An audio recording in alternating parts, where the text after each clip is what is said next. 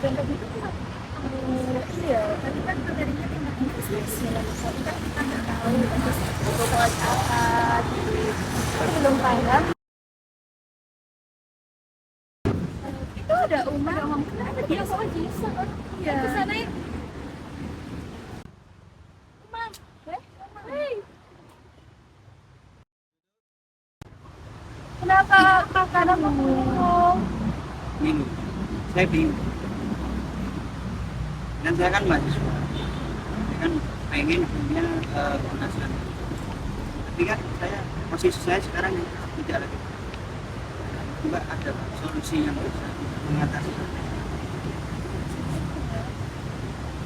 Kayaknya yang tadi kita Proses tadi kan,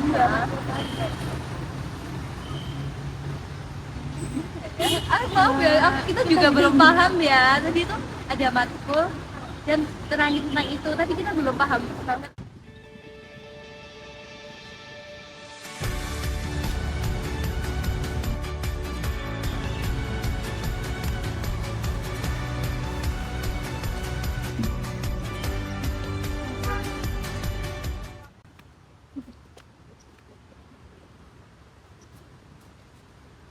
Ini kenapa kok pada kelihatan pada bingung gitu? Ini ada apa?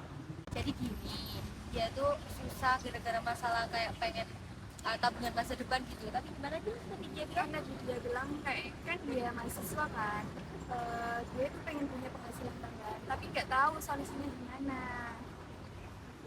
Gimana Srol menurut kamu? Oh jadi gitu. Aku punya solusinya, Mam. Yang bener. Bener. Apa? Jadi gini, kan tadi umum kan mau dapat penghasilan tambahan, tapi nggak kerja kan ya. Sekarang zaman digital, terus sekarang zaman makin canggih, jadi kita bisa berbuat apa aja. Jadi sekarang itu ada namanya pasar modal, sama kayak pasar biasa, tapi bedanya itu melalui digital. Jadi bertransaksi dari HP, dari digital gitu. Jadi di pasar modal ini ada namanya investasi. Investasi itu ada beberapa macam, ada investasi saham, obligasi, sama reksadana. So kamu mau kan tadi kan punya penghasilan kan ya, jadi kamu bisa investasi saham. Oh jadi gitu. Tolong dong dijelasin sekali lagi, masih belum paham nih kita. Ya enggak? Iya, investasi itu seperti apa, tolong dong jelasin. Jadi investasi itu adalah transaksi di pasar modal. Salah satu transaksi di pasar modal yang caranya itu kita menyisihkan dana kita. Kita itu membeli saham kepada perusahaan yang membutuhkan modal. Jadi kita itu membeli saham perusahaan tersebut.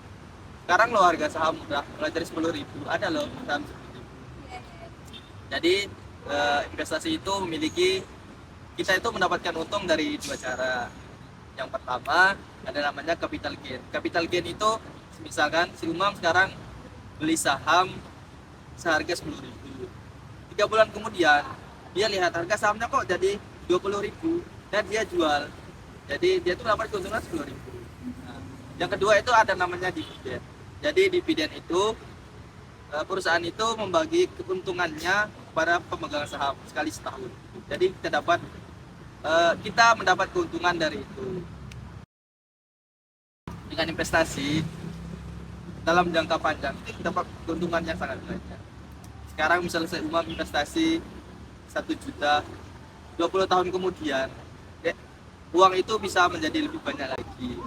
Uang itu bisa kamu manfaatkan untuk kamu nikah, beli rumah, terus punya banyak mobil, banyak pembantu di rumahmu.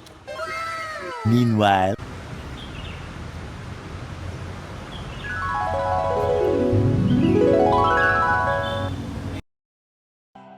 Du tar farlig, gitt en time, vet en utgang, habibi. Du tar farlig, gitt en time, vet en utgang, habibi. Hei, kenapa kamu senyum-senyum, Mam? Kamu kenapa? Tapi investasi tidak segampang itu. Jadi, mari saya jelaskan. Jadi, di pasar modal itu terjadi transaksi jual beli, tapi yang diperjualbelikan adalah surat berharga yang dikeluarkan oleh perusahaan atau pemerintah yang membutuhkan modal. Selain itu, yang diperdagangkan juga berupa instrumen keuangan yang berupa saham, reksadana, obligasi, atau surat utang. Surat-surat berharga tersebut, yaitu saham, obligasi, dan reksadana, lazim disebut efek. Apa sih saham itu? Jadi, saham itu adalah salah satu produk dari pasar modal yang diperjualbelikan di bursa efek. Adapun obligasi atau surat utang dan reksadana adalah Oke, yang pertama adalah obligasi. Jadi obligasi itu adalah surat utang. Yang biasa mengeluarkan surat obligasi itu adalah pemerintah sama perusahaan. Jadi, kalau suatu perusahaan atau pemerintah mengeluarkan surat obligasi, itu artinya mereka butuh utangan.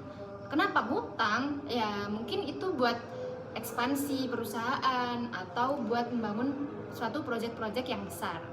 Obligasi itu artinya pinjaman yang nantinya akan dibayar dengan kupon bunga.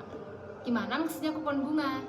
Jadi, waktu kita membeli surat obligasi itu, kita udah dilampirkan nih berapa persenan bunga yang akan kita dapat sama kapan jatuh tempo dari obligasi tersebut. Jadi kita tahu, kita dikasih kepastian kapan pemerintah akan membayar utang kita dan berapa imbal hasil yang akan kita dapatkan dari membeli surat obligasi tersebut. Selanjutnya ada reksadana. Nah, jadi reksadana itu kasarnya kita menitipkan uang kita kepada seseorang profesional akuntan atau profesional ekonomi yang biasa disebut oleh manajer investasi. Nah, jadi reksadana ini biasanya dipakai oleh orang-orang yang sangat awam sama hal-hal yang berkaitan dengan pasar modal dan investasi. Kira-kira gimana sih cara bertransaksi di pasar modal dan apa sih penjamin dari transaksi di pasar modal? Kalau kita menjadi investor mau jual beli efek difasilitasi nih sama bursa atau dikenal dengan PT Bursa Efek Indonesia. Perlu dicatat, kita nggak bisa bertransaksi langsung karena ada broker yang menjadi perantara. Di sini yang menjadi supplier dagangan yaitu emiten. Apa sih itu emiten? Emiten yaitu perusahaan yang udah go public maupun pemerintah. Selain itu, seluruh transaksi pasar modal dilakukan secara elektronik atau disebut dengan scriptless trading. Setelah proses transaksi di bursa, kemudian dilanjutkan proses KPEI, yaitu PT Clearing Penjamin Efek Indonesia. Lembaga clearing dan penjaminan adalah pihak yang menyelenggarakan jasa clearing dan penjaminan penyelesaian transaksi bursa. KPEI menyelenggarakan kegiatan clearing atas transaksi bursa dan transaksi di luar bursa, serta penjaminan penyelesaian transaksi bursa. Terakhir, KSEI atau Kustodian Sentral Efek Indonesia. Ingat ya, KSEI berbentuk secara elektronik dan bisa diperjualbelikan kembali, sedangkan uangnya akan ditransfer melalui bank yang bekerja sama dengan KSEI sebagai bank pembayaran.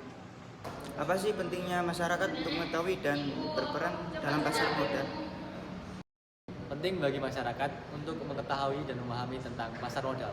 Beberapa di antaranya, yakni bermanfaat untuk yang pertama, untuk peluang investasi. Masyarakat dapat mengetahui investasi yang lebih luas dan bermanfaat baginya untuk meningkatkan status ekonomi dan mendapatkan penghasilan pribadi. Yang kedua, yakni masyarakat mampu berpartisipasi dalam pertumbuhan ekonomi.